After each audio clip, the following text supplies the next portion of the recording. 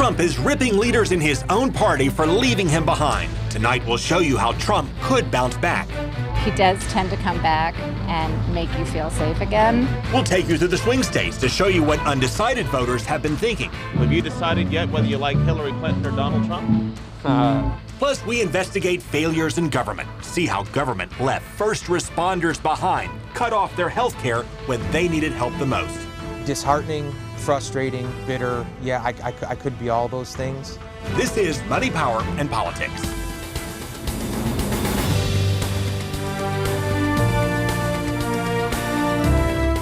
So we have the two most unpopular nominees in modern history, and now they're just tearing each other apart. And at this point, especially after the Trump tapes and that uncomfortable debate, a lot of people are just thinking, is it over yet?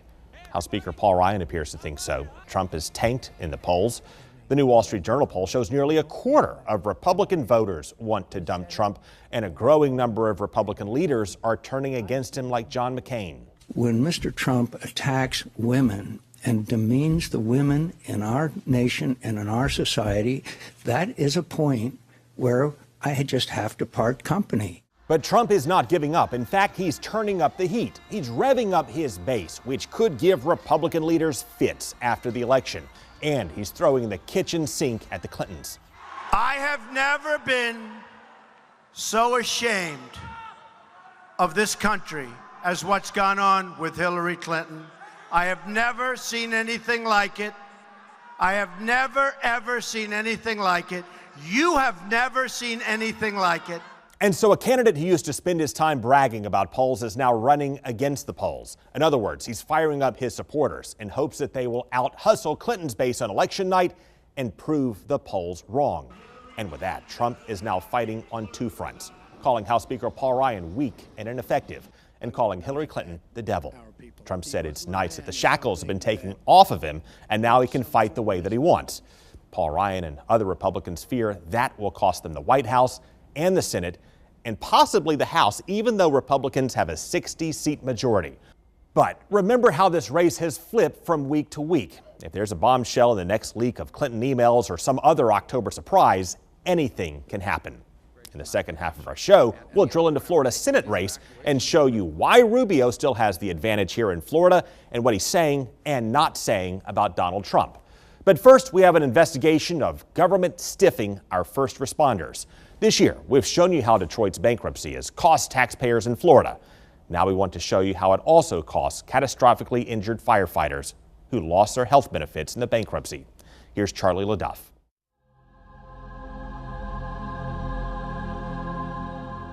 Central, this is Engine 30. We need multiple EMS, multiple firemen down. The roof has collapsed. We need everybody here now.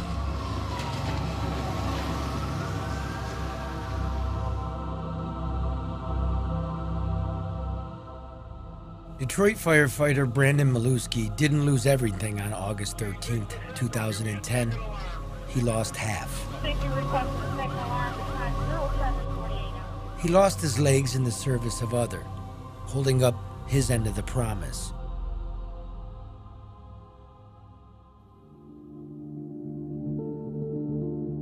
This is a very, very difficult day for me, as I'm sure it is for a lot of our citizens here in the city of Detroit. But the city backed out of its end when it filed for bankruptcy. Overnight, Maluski and those catastrophically injured on the job went from heroes to creditors. The promise of lifetime health benefits was taken away. Instead, they were given a monthly stipend of $395 and sent on their way.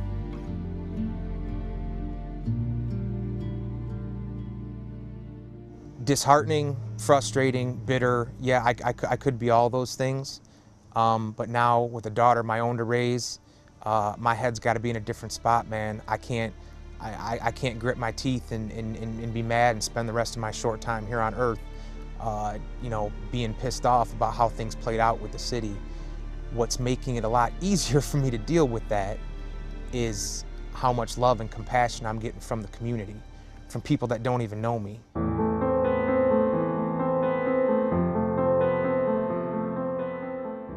He called to say he wanted to meet.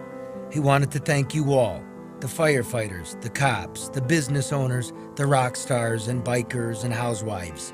All those who came to the yearly Cheerly Cook-Off fundraiser or donated their time or hard-earned money.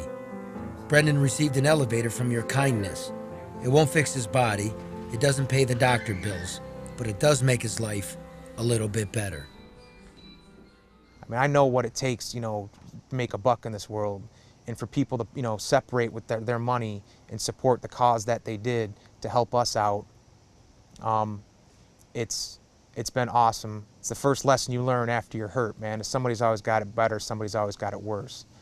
But as bad as this situation is, and as much as I don't want to be living it, it's been made a whole lot more tolerable with all the love and compassion we get and all the help that we've gotten from people that they don't know us anything.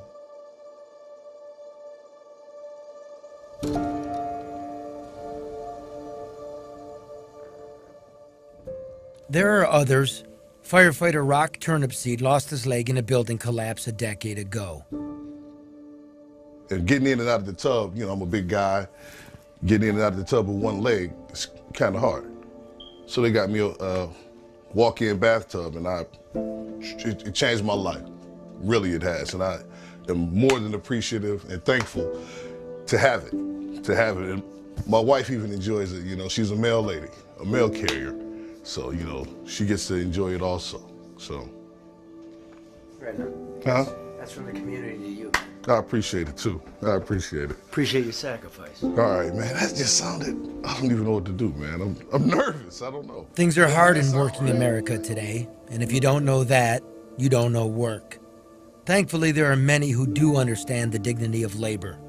Don Purdy is one of them. His company donated the elevator.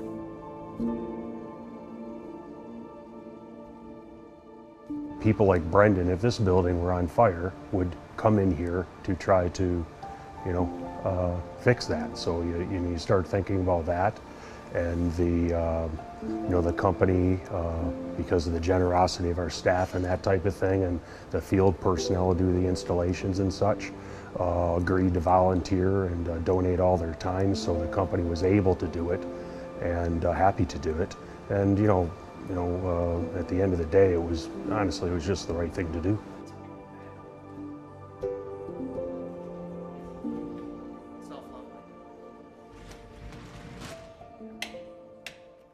To be a career firefighter and be the one that's usually doing the donating and the selfless acts, to be on the receiving end of it, it's not a very comfortable place to be, but at the same time, there comes a point where you just got to throw up your hands and say thank you. You're welcome, brother, and thank you. Thank you to all of those who serve we the people. Coming up, we'll take a road trip through swing country and show you which voters will swing the election and what they care about.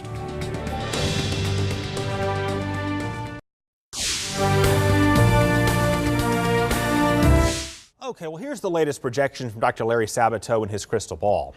His map shows Clinton has consolidated her grip on the Electoral College. So, in other words, this projection shows that the election was held today, Trump would get trounced.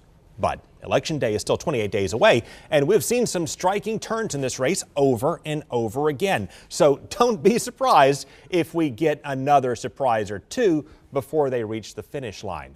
A couple of things keep Trump in the race still. One, he's still fighting, and a striking turn of events could shake things up yet again.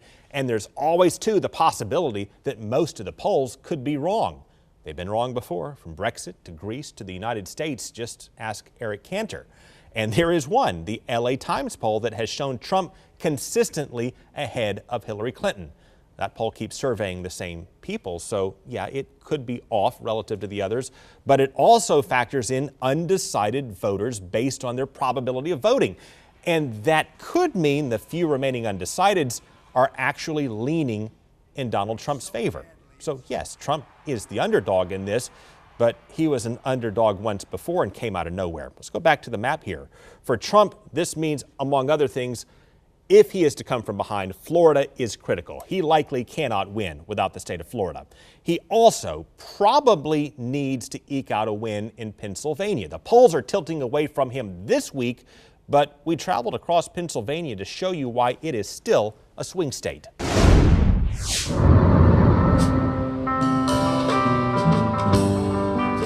When you drive through western Pennsylvania, at first you see a whole bunch of nothing except the rickety corkscrew roads that plunge through mountains and burn you in tolls.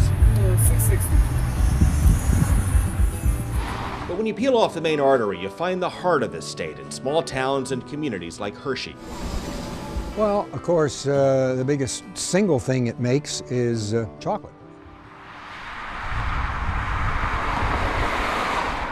The iconic Hershey chocolate factory put this place on the map, but the people brought it to life.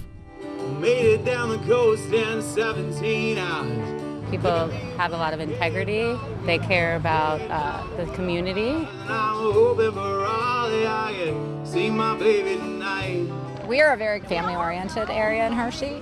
Rock me, mama, like a wagon wheel. And they really care about this election. Here, everybody comes together and we actually talk about things. But many still can't figure out which way to vote. It's really weird because usually that hasn't happened in the past elections.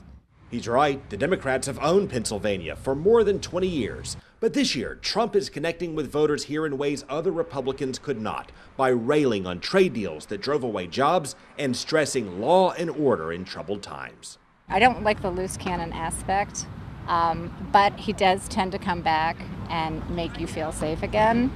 Trump, a loose cannon who makes you feel safe? Wait a minute, if he strikes you as a loose cannon, how does that make you feel safe? Because I do believe that we have so much going on, and now you're really making this tough for me. So that question I know is going to get wiped from there. You might be surprised. Take two. If he's a loose cannon, why does that make you feel safe? Because Hillary doesn't necessarily make me feel safe either. And with that, Trump and Clinton are basically tied. We have seen the polls in Pennsylvania tighten a time or two before.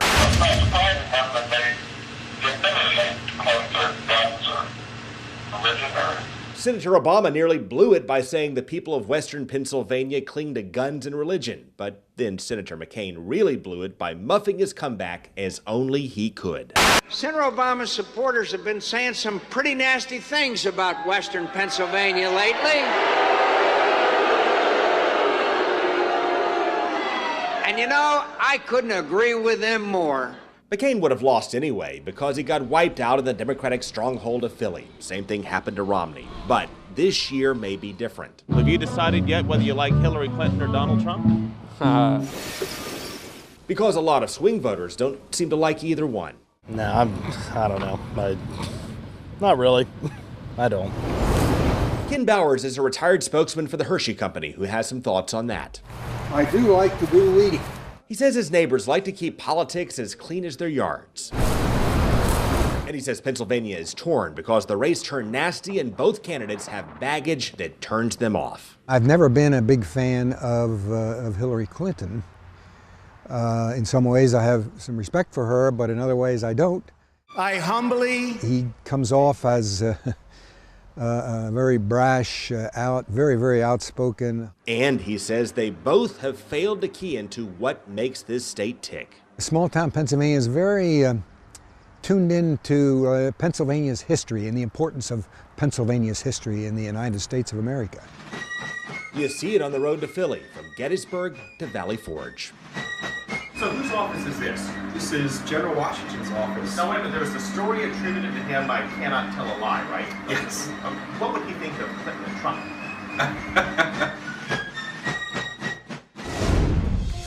Please watch more of our trips through the swing states on our YouTube channel. Search for Craig Patrick's Money, Power, and Politics and click subscribe. You'll also find our investigations, humor segments, and prior shows you may have missed. Coming up, we'll show you how Florida's Senate race stacks up and what Marco Rubio is now saying about Donald Trump.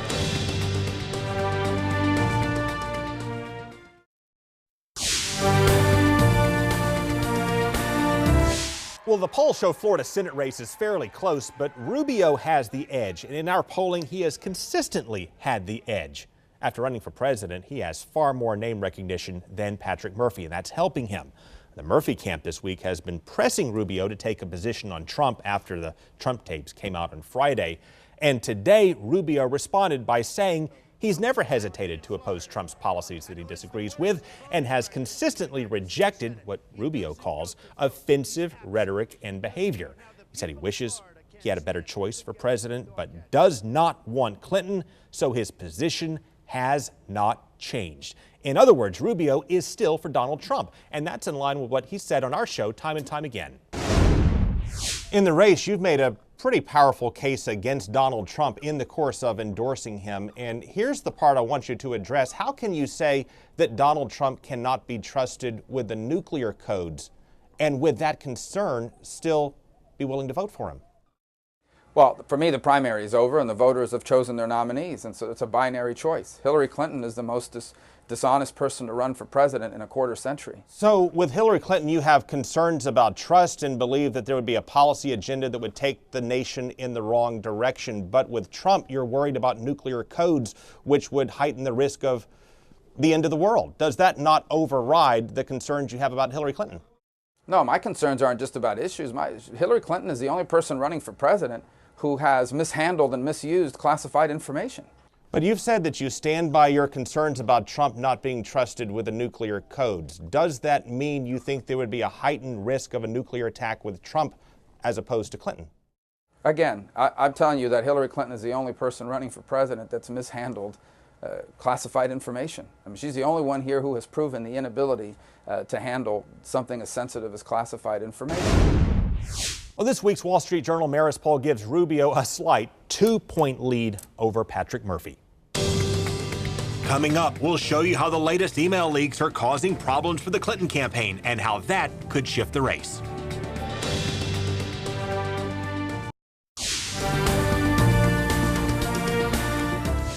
Well, today the Clinton campaign lashed WikiLeaks in a series of tweets bashing WikiLeaks for continuing to release information about the Clinton campaign through hacked emails, presumably from John Podesta. At this point, you have newly released leaks this week showing, among other things, operatives within the campaign expressing concern about Bill Clinton getting angry after New Hampshire and questioning the conduct and behavior of Chelsea Clinton. The biggest problem for Hillary Clinton in all the leaks we've seen thus far really are twofold. One, her expressing strong support for free trade policies in conflict with the progressive base of her party, and also Clinton stating that she had two positions, one in public and one on private in matters. That came up in the second debate. Bet that it will come up in round 3. Not a game changer we're seeing in the polls, but if there are more leaks, in particular a bombshell within the next 28 days, that certainly could shake up the race. We will continue to chart the races. Tomorrow we'll take a closer look at the congressional races as well and who may have the inside track in controlling both chambers. That's our show. Thank you for joining us. We will see you again tomorrow night. Take care.